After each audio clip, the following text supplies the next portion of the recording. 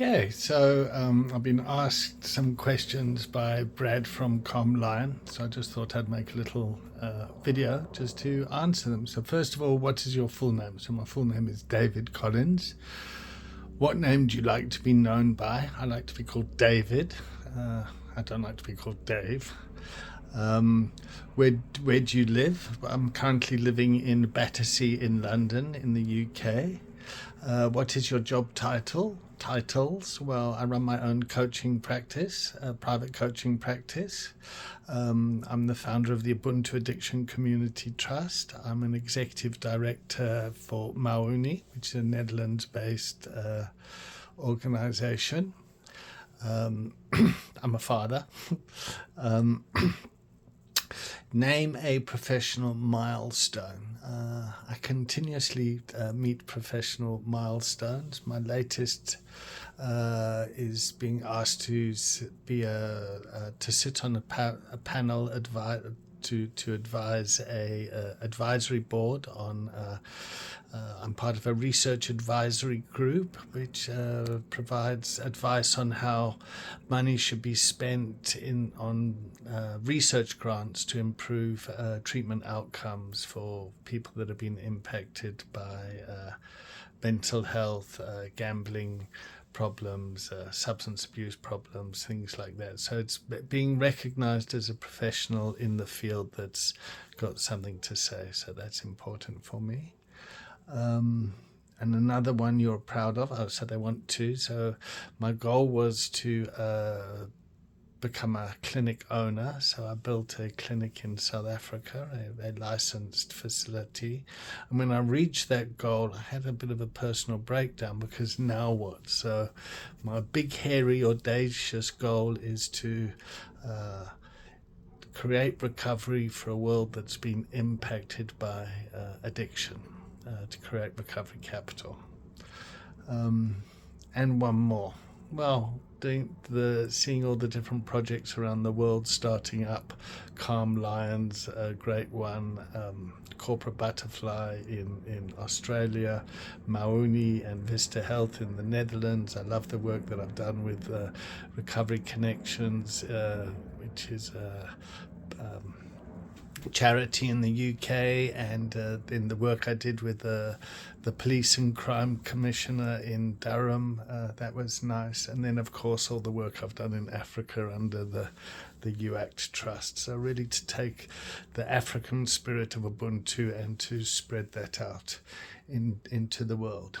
Do I have a family or pets? Yes, I do. I've been married 3 times, or I've got 4 children with 3 different wonderful women, and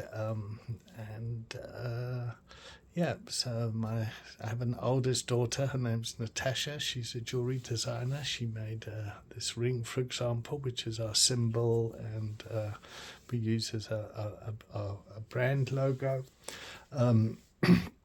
My son Jax, he's in IT. He's working in banking, and my other son Sammy, they're both married, and I've just become a grandfather. But my son Sammy, he runs a vegetable delivery company. So yeah, he's very entrepreneurial, and Luca is he's my youngest. He's 17. He's still finishing school, and then I have an adopted daughter, goddaughter called Isla Collins. I guess I have 5 kids. I don't have any pets. When I have had pets, I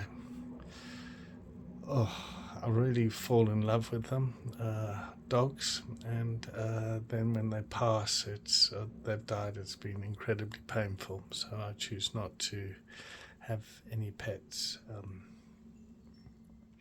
What is one of your interests, hobbies? So I like using technology to create recovery capital, and I'm pretty obsessed with all this stuff. And at the moment, I've started to take up walking to kind of improve my physical health and my mental health. More? No, that's another one. Do you have a personal mission or vision? Yes, I just said that. So I'm to create a world that's been impacted by addiction, to create recovery capital, to heal the world of addiction, the world and families.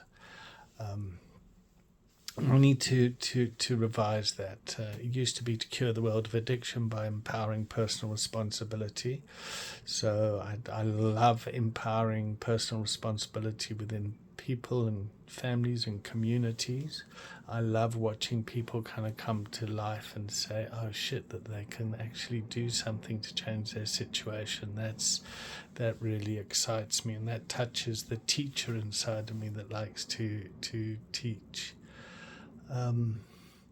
Name 3 of my values. So I love humor. Humor is important in teaching. In honesty is another value of mine, and authenticity. So if you can combine all 3 of those, one of the challenges in world is there's the self-honesty. When you're honest with yourself, and then when you talk honestly about that, listeners often have problems hearing the honesty. So yes, I've had to learn how to balance that in an authentic way, an authentic and congruent way. So authenticity and congruency. Name a quirk or unusual skill. I think in general my personality is a bit quirky.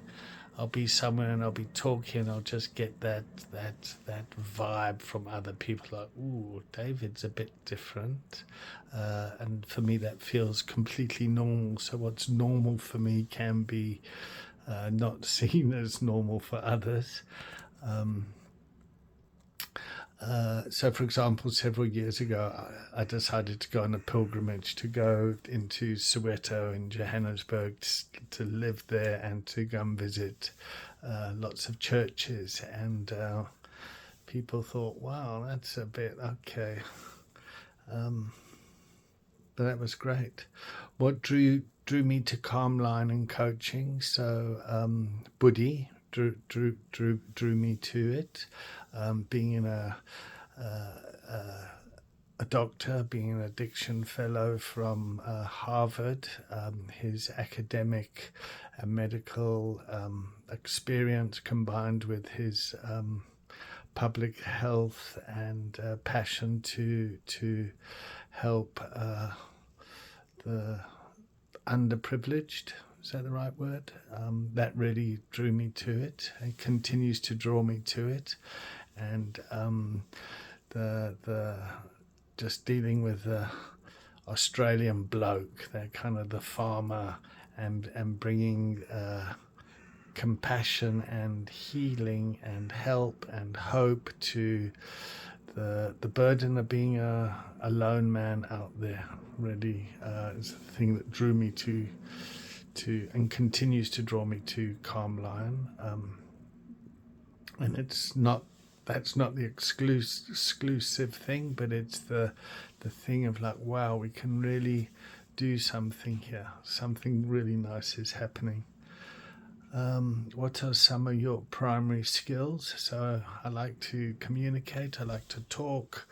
I'm poor at written communication. Getting people to come together and have difficult conversations, holding space for people to face their shame, and to kind of face their shame courageously in a way that builds resilience and healing. Name an experience that prompted growth. Okay, so that's I think when my kids got taken away from me about 26 years ago by the state because of my addiction problems, they were taken and put into the care system. That had a huge impact on me. That self-honesty. I had to take an honest look at myself and just think that, as a kid, I promised I wouldn't turn out like my father. And actually the truth was I turned out worse, and the shame of that prompted me to kind of grow and change my life and to take responsibility and get my shit together. An impactful trip that you've been on, okay, going across Australia from Perth, driving across the Nullarbor to Coffs Harbour over 4 days. That was a impactful trip, and at the end of it I met this Aboriginal elder who told me a story about 5 humans in the world, and how humankind started in Australia. And you got the black fellas, the yellow fellas, the white fellas, the red fellas, and the brown fellas, and this mob make up the human. And that was really a nice story for me to kind of take and just bring the human connection. The one thing about recovery and addiction recovery is it doesn't matter where you come from or what your background is, the feelings is the same, and the impact on the individual and the family is the same. So that was an impactful journey with a nice story at the end of it. Name something still on my bucket list. I'm going to have to get back to you on that one. I guess I'd like to do a TED Talk one day around education and how education, the current kind of education system, leaves so many people behind, and that you can educate people through common symbols. And what I'd like to teach or show the world how we've been able to take this work and teach it in many different formats. So you just need a stick and some sand, and you could teach the work that way, or you can sit with Web3 goggles and the metaverse and teach the work in that way. So I would like to do a TED Talk around that. And what drives that is, I guess I would like academic recognition from my peers. And what drives that is I'd like to make my father proud of me. And and I'd like to leave a legacy. Thank you for watching.